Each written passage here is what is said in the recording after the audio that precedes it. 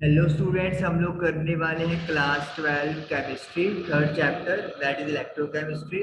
और आज हमारा टॉपिक है electrolytic cells and Faraday's law of electrolysis.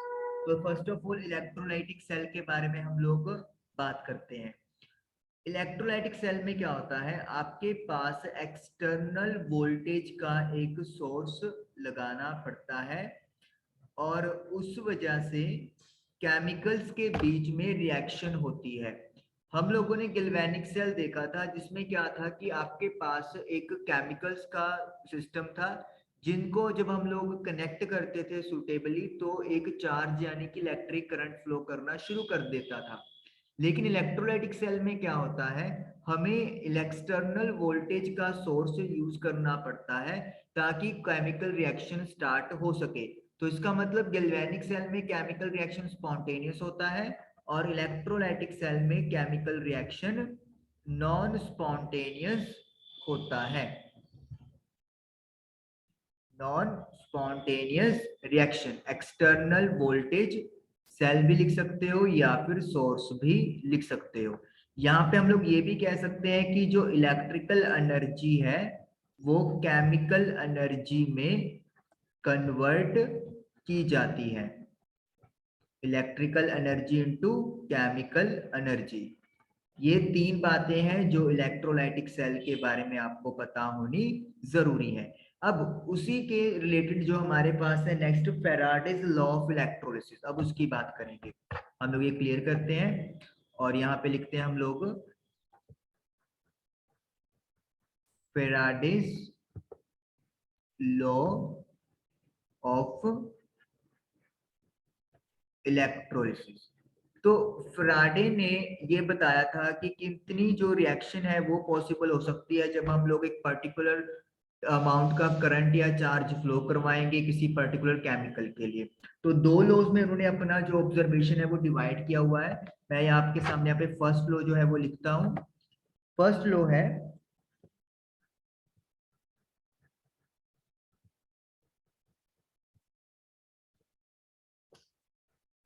At any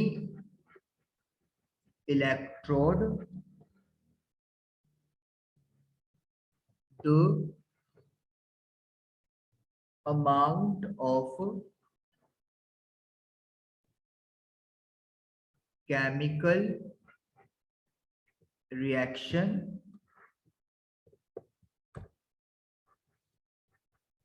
which occurs is directly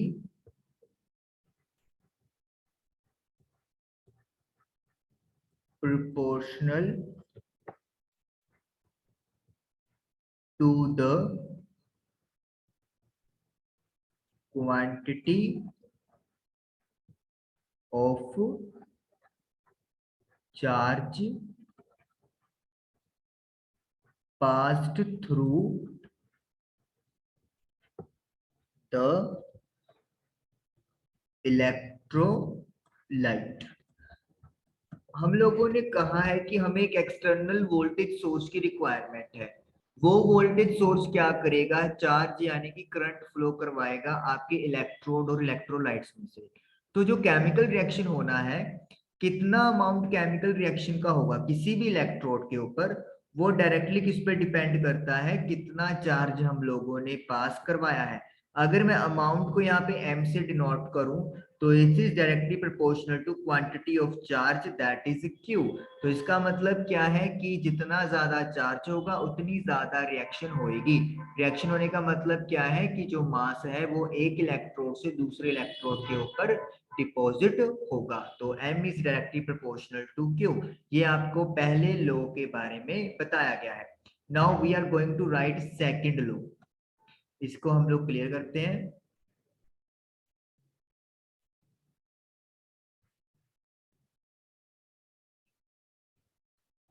चलिए अब लिखेंगे हम लोग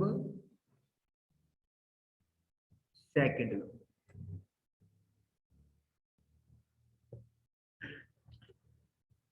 सेकंड लॉ क्या है,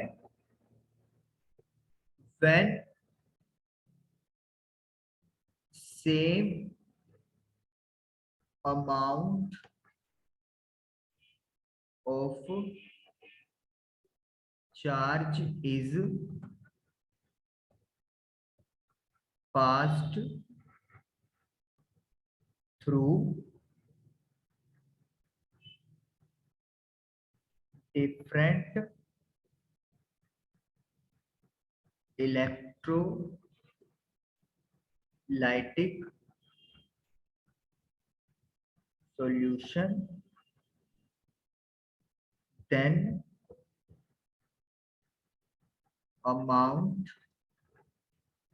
of different substances liberated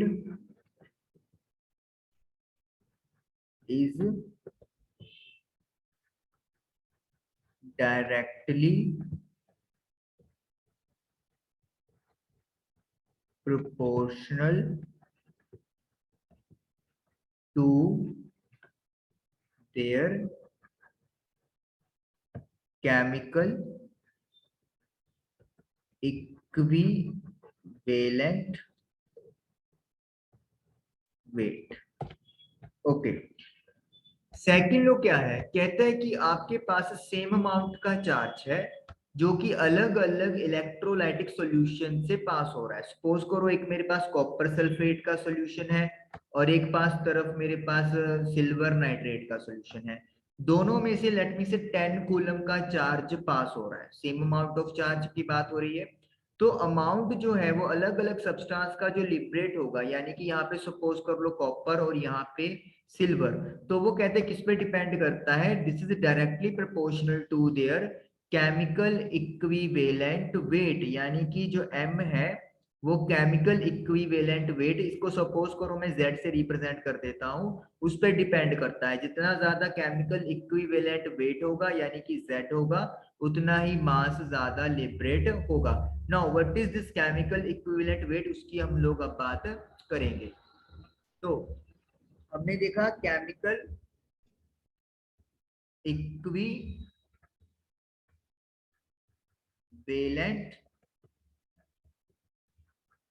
wait,